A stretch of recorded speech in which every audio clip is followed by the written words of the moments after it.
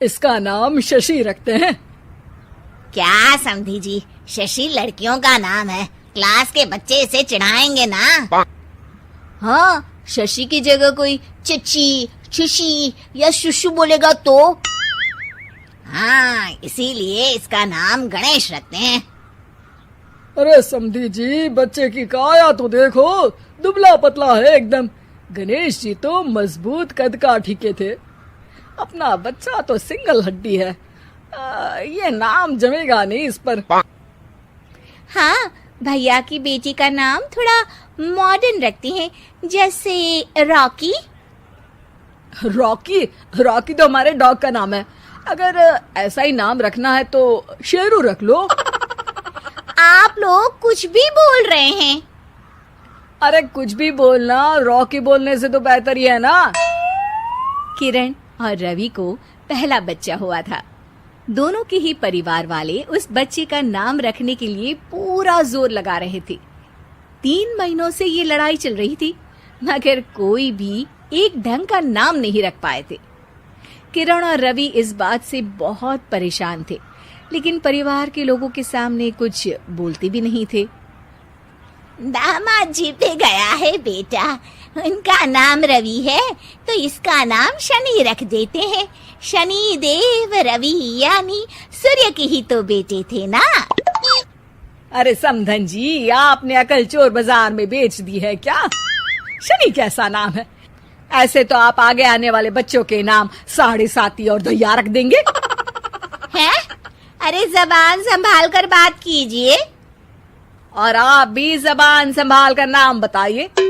शनि नाम रखोगी तो कोई भी इस पर तेल डालकर चला जाएगा। किरण के सब्र का बांध टूट रहा था। बच्चे पे पहला हक उसकी माँ का होना चाहिए, है कि नहीं? नाम मुझे रखना था, लेकिन सब लोग मिलकर नाम रखना चाहते हैं।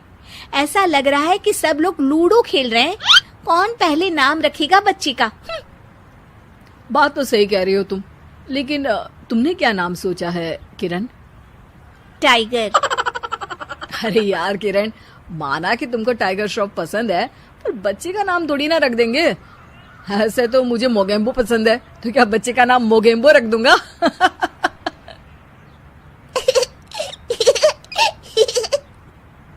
हाँ हाँ, मोगेम्बो नाम ही रख देते हैं। देखो तो, सुन के मोगेम्बो खुश भी हो गया। अरे मजाक छोड़ो, देखो मैं पंडित को बुला रहा हूँ, सबको इकट्ठा करके एक नाम डिसाइड कर लेंगे, ठीक है? पंडित जी घर आते हैं और उनके साथ सब बच्चे का नाम रखने के लिए इकट्ठा हो जाते हैं। पंडित जी, वैसे तो नाम हम सोच चुके हैं, लेकिन आप भी कोशिश कर ही लीजिए। नाम तो हम भी सोच चुके हैं, दिग्विजय नाम रखेंगे। ऐसा नाम रखो जो मुंह में ना अटक जाए, कोई ऐसा नाम हो जो झट से मुंह से निकले। तो ऐसा करते हैं, दांत नाम रख देते हैं, जल्दी से मुंह से निकलेगा ना। चुप हो जाओ बेटा, मुंह से दूध जैसी बातें नहीं निकाल सकते तो कम से कम गोबर जैसी बातें भी मत निकाला करो। यजमान लड़िए मत, काम खत्म करना है और मुझे और भी दान लेने मेरा मतलब है नाम रखने जाना है। अभी सुबह से एक बच्चे का नाम मुन्नी रख कर आया हूँ। हैं? अरे पंडित जी, ये तो नाम ही बदनाम है। ऐसा नाम रखते हैं अगर आप तो रहने ही दीजिए। अरे नहीं नहीं, उनका बजट कम था, बजट बढ़ता तो नाम भी बड़ा रख देता। यार विकी नाम रख देते हैं ना। अरे यार, आप ये रॉकी, विकी, आलू टिक्की, काजू चिकी जैसे नाम क्यों रखना चाहती हो इसका? ये बच्चा है, कोई खाने की चीज थोड़ी ना है। हम इस बच्चे का नाम मनहूस रख देते हैं। अरे क्यों? इसके आते ही कितनी लड़ाइयां हो रही हैं घर में।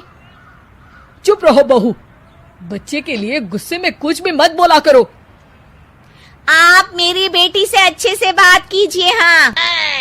हाँ हाँ करती हूँ। श्री श्री 1008 बहु देवी जी, कृपया करके क्रोधित होकर शिशु के बारे में बुरे शब्दों के प्रयोग से बचें। अरे मेरी लड़की को ताने मत मारिए आप। तो फिर कोई गाना ही मार दूं? बताइए कौन सा गाना मारूं?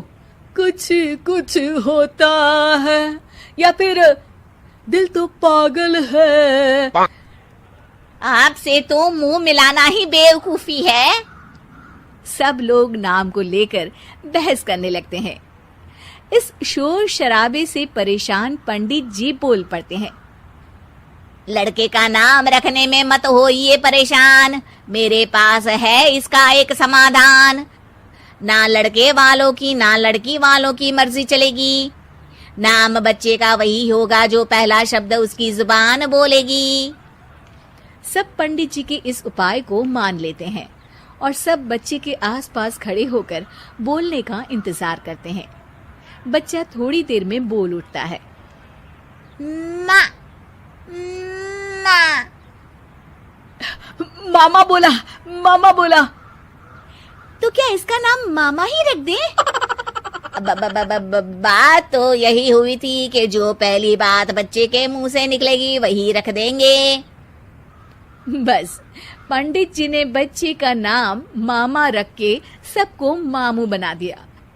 उस दिन के बाद से उस बच्चे का नाम पड़ गया मामा शर्मा। सब इस नाम पे बहुत पछताए, लेकिन अब पछताए क्या होत जब नाम पड़ गया मामा। शिक्षा, कोई भी जरूरी काम शांति से मिलकर करना चाहिए, वरना अनचाहे परिणाम के साथ समझौता करना पड़ता है। गांव की सास के शहरी अंदाज। निधि को विकास से प्यार तो था, पर वो शादी करके उसके साथ गांव में नहीं बसना चाहती थी। मुझे गांव अच्छा लगता है, पर दिक्कत यही है कि मैं वहां रह नहीं पाऊंगी। मुझे वहां के माहौल के बारे में कुछ भी नहीं पता है। अरे माहौल में ढल जाओगी तुम, थोड़ा टाइम तो लो। और विकास गांव में ही रह के ऑर्गेनिक खेती करता है, इतना अलग काम है। और यहाँ शहर में क्या है, कितना प्रदूषण और भीड़ है यहाँ। पर विकास यहाँ आके भी तो खेती कर सकते हैं ना। अरे शहर में एक प्लॉट लेने में जिंदगी भर की कमाई चली जाती है, खेत कैसे लोगे? सोच ले निधि, विकास गांव का है, वहीं उसका काम भी है। तेरे पास कोई नौकरी भी नहीं है, ना ही तुझे कभी काम करना था। उफ़ो, मुझे कुछ समझ में नहीं आ रहा, मुझे अकेला छोड़ दो। उसी दिन निधि विकास से मिलती है। यार, मेरे सारे दोस्त यही हैं। अरे दोस्त तो गांव में भी बन सकते हैं ना निधि। गांव के लोगों से कैसे दोस्ती कर पाऊंगी? मैं भी तो गांव का हूँ, मुझसे प्यार हो सकता है तो वहां के लोगों से दोस्ती भी हो ही सकती है ना। अरे यार, कंफ्यूजन है बहुत। सोच लो निधि, शादी के मंडप पे छोड़ के मत जाना, वरना दोनों के परिवार की नाक कट जाएगी। अभी बोल दो, पत्रिका नहीं छपाते हैं। निधि के पास तो कोई चारा नहीं बचा। वो विकास से इतना प्यार करती है कि उसे छोड़ भी नहीं सकती। वो विकास के लिए गांव में शादी करके बसने को तैयार हो जाती है। जल्द ही दोनों की शादी हो जाती है। आई होप तुमको गांव में अच्छा लगेगा। मुझे पता है गांव में और शहर में अंतर क्या है, वहां के लोगों की सोच में अंतर है। मुझे पता है कि कैसा लगेगा मुझे। तुम ये बिना देखे किसी चीज के बारे में कुछ भी सोचने की आदत छोड़ दो ना। निधि ने उस वक्त तो कुछ भी नहीं कहा, पर वो सोचती है कि सबको इस बात का एहसास तो करवाना ही पड़ेगा कि वो सही है। उसके दिमाग में एक तरकीब आई। उसने सोचा कि गांव के लोगों के लिए वो ऐसा काम करेगी कि आगे से उसे कोई किसी काम का बोलेगा ही नहीं। शादी के एक दिन बाद निधि की सास ने फरमाइश की। निधि, बेटा अपने हाथ से कुछ खाने का बना दे। बिल्कुल सासू माँ, थोड़ा सा रुकिए, अभी बनाती हूँ। ये सही मौका था निधि के पास ये बताने का कि गांव के लोगों और उसके रहन सहन में कितना अंतर है। रोटी सब्जी दलिया भाजी खाने वालों के लिए पिज्जा बना देती हूँ, तब इनको समझ में आएगा। न खा पाएंगी, न कभी कुछ बनाने की बात कहेंगे। थोड़ी देर में निधि सास के लिए पिज्जा बनाकर ले आती है। ये लीजिए माँ जी, आपके लिए मैंने ये बनाया है। इसे हम शहर में पिज्जा कहते हैं, है ना बेटा? है? आपको कैसे पता कि इसे पिज्जा कहते हैं? अरे पिज्जा को पिज्जा नहीं बोलेंगे तो क्या फ्रेंच फ्राइज कहेंगे? गांव की सास से ये सारी बातें सुन के बहू चौंक जाती है, लेकिन सास एक और ऐसी बात कहती है कि बहू जिसकी उम्मीद ही नहीं कर रही होती है। बहू, इस पिज्जा के ऊपर ओरेगानो मिला दे और थोड़ा चिली फ्लेक्स, मजा आ जाएगा। माँ जी, गांव में रह के भी आपको ये सब कैसे पता है? अरे यूट्यूब, टीवी सब खबर रखते हैं हम भी। इंटरनेट है जहाँ, जानकारी है वहाँ। अरे वाह माँ जी। अरे अभी वहाँ मत बोल। अब जब मैं पिज्जा का फोटो लेके फेसबुक पर डालूंगी ना, तो वहाँ कमेंट में जाकर वहाँ बोलना, ठीक है? ठीक है माँ जी। अरे ठीक है माँ जी की जगह ओके मम्मी या ओके मम्मा बोल दिया करना। है? ठीक है, मतलब ओके मम्मा। निधि का तो सर ही घूम जाता है। इतना शहरी बर्ताव तो शहर में रहने वाली निधि की माँ का भी नहीं था। वो शाम को अपने पति से पूछती है, विकास, तुम्हारी मम्मी तो काफी कूल है यार। पिज्जा में क्या डालते हैं, फेसबुक पर क्या डालते हैं, सब कुछ पता है उन्हें तो। हमारे बड़े पापा के लड़के रहते हैं शहर में। बस उनके बच्चे आए थे गांव में गर्मी की छुट्टियां मनाने। उन्होंने माँ को एकदम शहरी बना दिया। उनका फेसबुक अकाउंट भी है, इंस्टाग्राम भी है और टिकटॉक बैंड हो गया, वरना वो भी बनाती थी। तभी सास वहां आ जाती है। अरे निधि, मैं तुझे टैग नहीं कर पा रही हूँ, जरा मेरी फ्रेंड रिक्वेस्ट एक्सेप्ट तो कर दे। निधि की गांव को लेकर जो राय थी वो अपनी सासू माँ को देख के बिल्कुल बदल जाती है।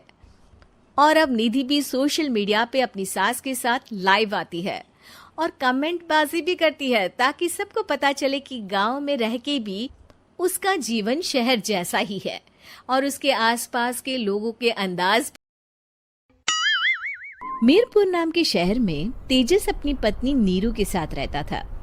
पति पत्नी दोनों ही नौकरी करते थे। एक दिन तेजस गांव अपनी माँ के पास फोन करता है। हेलो, प्रणाम माँ। जीते रहो माँ, तुम दादी बनने वाली हो हैं? अरे वाह, ठीक है बेटा, मैं कल ही आती हूँ। जब माँ जी शहर पहुंची तो बेटे बहू ने बहुत अच्छे से स्वागत किया। लीजिए माँ जी चाय। अरे गर्मा गर्म पकोड़े ले आओ माँ के लिए। नीरू रसोई में गई और 2 मिनट में ही पकोड़े ले आई। जी ये लीजिए। बहू जादू से बनाए हैं क्या? अभी तो रसोई में गई थी। यम्मी। माँ जी, शीला रसोई में पकोड़े तल रही है, मैं बस लेकर आई। हे भगवान, मेरा धर्म भ्रष्ट कर दिया तूने। अब तो गंगा जल से शुद्धिकरण करना होगा।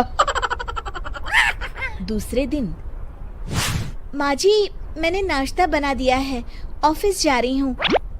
पर अभी तो घर का सारा काम पड़ा है। शीला आती ही होगी, झाड़ू पोछा बर्तन कपड़े वो सब कर लेगी। हमारे जमाने में घर का सारा काम हम ही करते थे। जी माँ जी, आप बहुत होशियार हैं, मैं घर ऑफिस दोनों नहीं संभाल पाती। तो जरूरत क्या है घर से बाहर जाकर चाकरी करने की? वैसे भी घर का काम खुद करने से घर में बरकत आती है, समझी? पर माँ जी। पर वर कुछ नहीं, इस महीने की पगार मिले फिर ऑफिस बंद है। हाँ। रात को नीरू तेजस से कहती है, सुनिए जी, माँ जी बोल रही थी कि मैं नौकरी छोड़ दूं। वैसे ठीक ही तो है, अभी तुम्हें आराम की जरूरत है। फिर भी आराम कहाँ, शीला को छुड़ाने के लिए बोल रही थी। तो अब 24 घंटे में इतना काम तो कर ही सकती हो। पर जॉब पसंद है मुझे, घर पर मन नहीं लगेगा। अगले दिन जब दोनों ऑफिस के लिए निकल रहे थे, मेरी तो कोई कीमत ही नहीं है इस घर में। माँ जी, आजकल महंगाई बहुत है, रहन सहन भी बदल गया है। दोनों नौकरी करते हैं तभी ठीक रहता है। अच्छा, तू कहना क्या चाहती है? मेरा बेटा तुझे बिठा के खिला नहीं सकता? तू ही इस घर का खर्च चला रही है, हैं? नहीं माँ जी, मेरा वो मतलब नहीं था। मतलब खूब समझती हूँ। ये बाल धूप में सफेद नहीं किए मैंने। हाँ। अब तो ये रोज का काम हो गया था। तेजस भी रोज की झिकझिक से परेशान हो गया था। एक दिन उसने कहा, नीरू, वैसे भी तुम्हें मैटरनिटी लीव मिलने वाली है, तो अभी से ही छुट्टी ले लो। पर क्या? मेरी सैलरी अच्छी खासी है। आखिर नीरू ने रिजाइन कर दिया। जब बच्चा हुआ तो घर में सब बहुत खुश हुए। कुछ दिनों बाद तेजस फाइल देख रहा था। क्या हुआ तेजस, कुछ परेशान लग रहे हो? हाँ, वो हमारी जितनी सेविंग्स थी वो तो हॉस्पिटल में और छठी के फंक्शन में खत्म हो गई है नीरू। और अभी वैसे मंदी चल रही है तो मैं बोल रही थी कल मुन्ना को हेपेटाइटिस का टीका लगवाना है। नीरू, क्या पोस्टपोन नहीं कर सकते? नहीं जी, बिल्कुल नहीं। अब तेजस को समझ में आ रहा था कि उससे गलती हुई है। पैसों की कमी का असर घर के माहौल पर भी पड़ रहा था। अगले दिन, बेटा, मेरा चश्मा और ये दवाइयाँ ले आना, पर्चा देते हुए माँ जी ने कहा। जी। तेजस, मुन्ना के लिए दूध का डिब्बा और डायपर भी ले आना, और ये किराने के सामान की लिस्ट है, इसे भी लाना है। तेजस गुस्से में लिस्ट मरोड़कर फेंकता है और चिल्लाता है, पैसे क्या पेड़ पर उगते हैं? ये ले आना, वो ले आना। अरे, पर ये जरूरत का सामान ही है। वो गुस्से में बिना कुछ कहे ऑफिस चला गया। अरे लंच तो ले जाइए। नीरू दौड़कर डिब्बा पकड़ाती है।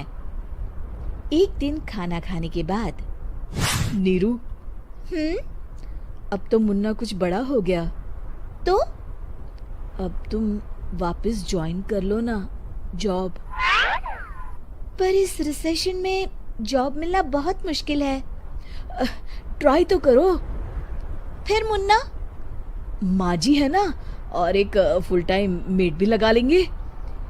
पर माँ जी, उन्हें तो पसंद नहीं।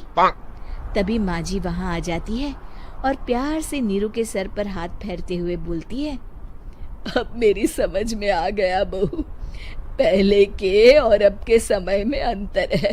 तुम काम शुरू करो, मुन्ना की जिम्मेदारी मेरी। मेरी प्यारी माँ जी। ये कहकर नीरू उनके गले लग गई।